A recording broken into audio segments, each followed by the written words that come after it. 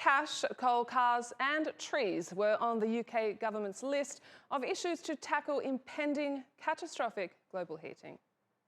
Let's start with coal, the dirtiest fossil fuel and biggest contributor to the climate crisis. Now, 18 countries committed to phase out coal power over the next few decades and stop putting public money into new coal projects. It was a good commitment from big users like Poland, Vietnam and Chile, but it didn't include 15 of the biggest coal-using countries. And the target is too late.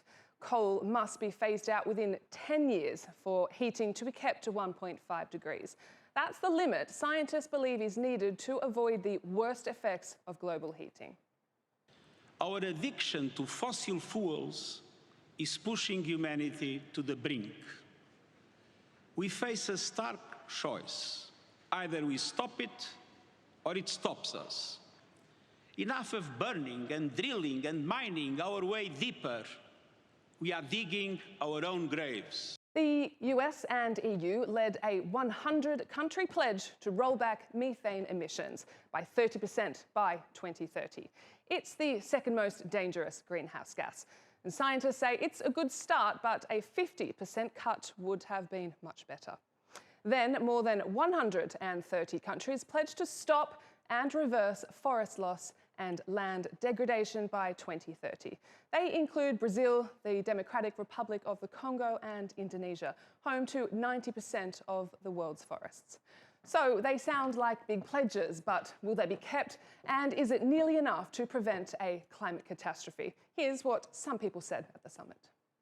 Here in Glasgow, we see the promise of further progress. We have not done nearly enough to address this crisis. COP26 is a failure. It should be obvious that we cannot solve a crisis with the same methods that got us into it in the first place.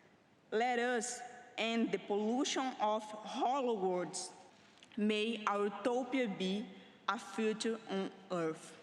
While host nation UK sent out many overhyped statements throughout the summit, the reality is not enough money has been raised. Deals to end car emissions have flopped, and the pledges on coal and trees aren't ambitious enough to avoid incalculable damage to the planet and untold human suffering.